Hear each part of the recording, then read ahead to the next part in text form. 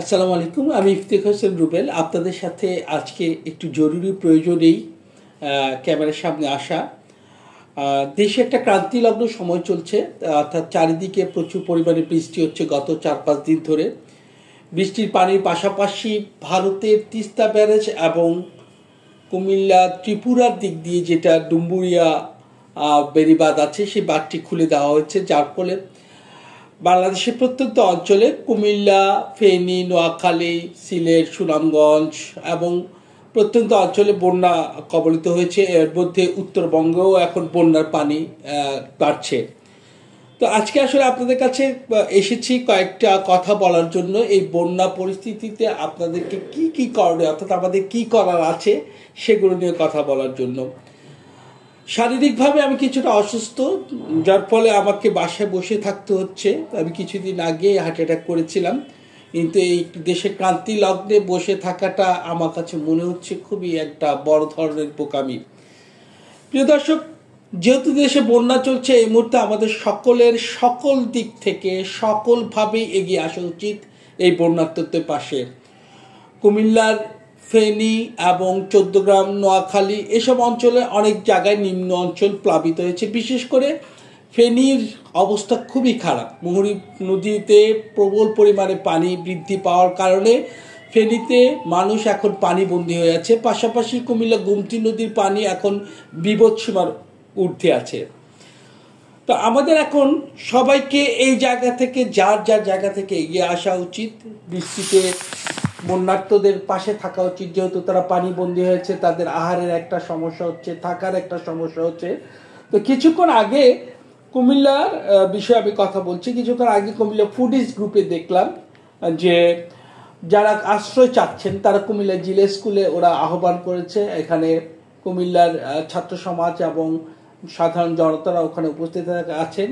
ওনারা চাচ্ছেন যে যারা আশ্রয় নিতে চান, আশ্রয় কেন্দ্র হিসেবে এই মুহূর্তে ওনারা কুমিল্লা জিলা স্কুলকে ঘোষণা করেছেন, যেটা আমি কুমিল্লা ফুডিজ থেকে পেয়েছি।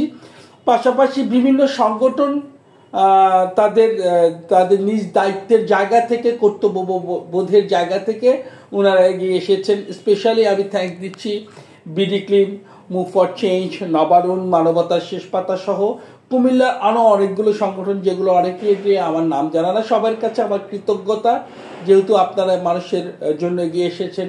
কথায় আছে মানুষ মানুষের জন্য। আমি আপনাদের কাছে কয়েকটি অনুরোধ করছি, সেটা হচ্ছে যে অবশ্যই চেষ্টা করবেন সবাই শুকনো খাবার সংগ্রহ করার জন্য বন্যার্তদের জন্য। চিড়া, গুড়, মুড়ি, বিস্কিট এবং বিশুদ্ধ খাবার পানি, স্যালাইন। কারণ এই মুহূর্তে ওনারা যে রান্না করে খাবেন, অনেকে চিন্তা করছেন যে চাল কালেকশন করছেন, ডাল কালেকশন করছেন, আসলে এই মুহূর্তে রান্না করে খাওয়ার মতন কোনো অবস্থা নেই। এজন্য শুকনো খাবার সংগ্রহ করতে হবে এবং শুকনো খাবার দিতে হবে। এরপরে আমার কিছু সতর্কতা হচ্ছে যে বাচ্চাদের ব্যাপারে আপনাদের একটু সচেতন থাকতে হবে, যেহেতু শিশুরা এখন অনেকে সাঁতার জানে না, বা শিশুদের অনেক সমস্যা আছে। তাই শিশুদের দিকে আপনাদের স্পেশালি নজর দিতে হবে। যারা শহরে থাকেন, শহরে অবস্থান করছেন, তাদের জন্য কিছু সতর্কতামূলক কথা হচ্ছে যে লোহার কোনো পিলার ধরা যাবে না। আপনারা জানেন গত 2 দিন আগে কুমিল্লাতে কারেন্টের পিলারে হাত দেওয়ার ফলে একজন উকিল ভদ্রলোক কারেন্টের শক খেয়ে মারা গেছেন। কিছুক্ষণ আগে আমি ফেসবুকে দেখেছি কোথায় যেন একটি ছোট বাচ্চা কারেন্টের শক হয়েছে। তো বিদ্যুতের বিষয়গুলো হচ্ছে যে যেখানে দেখবেন বন্যা, যদি কারেন্টের লাইন অফ করা হয় তো অফ করালো, আর নাহলে আপনারা নিজ দায়িত্বে বাড়ির মেন সুইচ বা লাইনটা খুলে রাখবেন, যেন কোনো রকম অপ্রীতিকর অবস্থায় পড়তে না হয়। প্রিয় দর্শক, বেসিক্যালি কুমিল্লার অবস্থা আসলেই ভালো না। কখন আজ প্রায় 1993 দিকে সম্ভবত একবার এরকম ভয়াবহ পরিস্থিতির মুখে কুমিল্লা পড়েছিল, যেহেতু ইন্ডিয়ার ডুম্বুরিয়ার যে বাঁধটা, সে বাঁধটা খুলে দিয়েছিল, এবার দিয়েছে, যার ফলে কুমিল্লা খুবই একটা ক্রান্তিলগ্ন এখন পার করছে। যে কোনো সময় এর চেয়ে বড় কিছু হতে পারে আমরা আশঙ্কা করছি। বাঁধ যদি 2-3 জায়গা থেকে বাঁধে ফাটল দেখা যায় বা বাঁধ ভেঙে যায়, তাহলে খুবই ভয়াবহ অবস্থা হবে। এর মধ্যে আমি ফেসবুকে এইমাত্র একটা সিকিং কুমিল্লা, তারা আমাদেরকে নোটিশ দিয়েছে, তারা একটা যে যারা কুমিল্লা গোমতী নদীর তীরবর্তী অঞ্চলে আছেন তাদের আশ্রয় কেন্দ্রে আসার প্রয়োজন হলে কুমিল্লা জিলা স্কুল অ্যান্ড কুমিল্লা হাই স্কুলে চলে আসবেন। অসাধারণ, অলরেডি প্রস্তুতি নিয়েছে এবং সেখানে আশ্রয়কেন্দ্র প্রস্তুত করা হয়েছে কুমিল্লা ভিক্টোরিয়া কলেজ এবং শিক্ষার্থীরা রয়েছে। শিক্ষার্থীরা দেশ পরিবর্তন করছে, দেশের দুঃসময় শিক্ষার্থীরা চলে আসছে, তাদেরকে স্যালুট। আসলে আজকের স্টুডেন্টরা যা চিন্তা করছে, এই প্রজন্ম এই শিক্ষার্থী এবং ছাত্রছাত্রীদের প্রতি চিরকৃতজ্ঞ। এইমাত্র আরেকটা ভিডিও দেখলাম আব্দুল্লাহিল বাকি, মানে এখন লাইভ চলছে, লাইভে আমি দেখতে পাচ্ছি যে ওনারা বন্যা কবলিত মানুষের জন্য অলরেডি খাবার নিয়ে যাচ্ছেন। মানে পাশাপাশি ওদের সাথে রোটারি ক্লাব, রোটারেক্ট এবং বিভিন্ন সংগঠনও তাদের সাথে ইনভলভ হচ্ছে। মানে শুরুতেই ওনারা প্রস্তুতি নিয়েছেন যে কুমিল্লাকে কিভাবে সেভ করা যায়। কুমিল্লা একটা প্রাণের জায়গা, কুমিল্লা একটা প্রিয় জায়গায়। এই কারণে আব্দুল্লাহ বাকি আমার ছোট ভাই, আমি ওকে খুব ভালো করে জানি, তোমাকে অসংখ্য ধন্যবাদ। কাউসার নোমানিও আছেন, MD Nayan, move for change. ওরা আমি দেখেছি যে ছাত্র আন্দোলনের সময় ওরা ছাত্রদের জন্য খাবার এবং পানি সরবরাহ করেছে এবং ছাত্র আন্দোলনের পরে ওনারা কুমিল্লাতে অসাধারণ ভূমিকা রেখেছে এবং স্টুডেন্টদের মাঝে খাবার। নয়নও অলরেডি মাঠে আছে।